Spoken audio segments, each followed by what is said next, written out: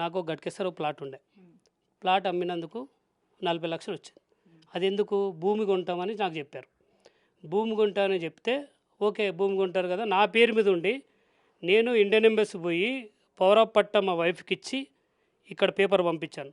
పంపించి అది అమ్మితే 40 lakhs వచ్చాయి. ఓ 40 lakhs పక్క పెట్టండి. మళ్ళీ మా నాన్నగారు ఒక 20 లక్షలు ఇచ్చిండు భూమి అమ్మితే. భూమి 20 లక్షలు ఇస్తే వేరే వాళ్ళకి ఇచ్చాం ఇంట్రెస్ట్కు. 33 లక్షలు కట్టిపోయారు. అది కూడా ఫుల్ డేటా ఉంది నా దగ్గర. 33 లక్షలు కట్టారు.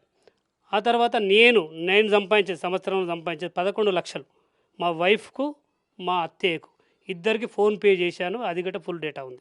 ఓకే, మా వైఫ్కు 1 లక్ష నుంచి 1,50,000 దాకా జీతం వస్తుంది ఆమెకు. ఒకసారి 1,20,000 ఆమె ఒక 15 లక్షలే పెడుతున్నాను. యావరేజ్గా 15 లక్షలే. మా దగ్గర 20 లక్షలు రొటేషన్లు ఉన్నాయి. బయట వాళ్ళకి ఇంట్రెస్ట్కి ఇవ్వడం తీసుకోవడం. ఆ 20 లక్షలకు 5 లక్షలు వడ్డీ వస్తుంది. ఓకే, అదే సంవత్సరంలో ఒకరు 6 లక్షలు కట్టారు ఇంట్రెస్ట్ వడ్డీ కలిసి, వేరే డబ్బులు అవి.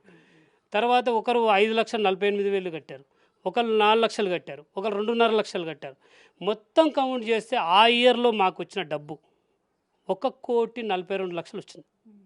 ఆ 1,42,00,000 ఓన్లీ మాకు వచ్చిన డబ్బే. ఇది ఎట్లా వచ్చిందని మీరు అడిగారు. ఇవన్నీ చేసిన బట్టే వచ్చింది.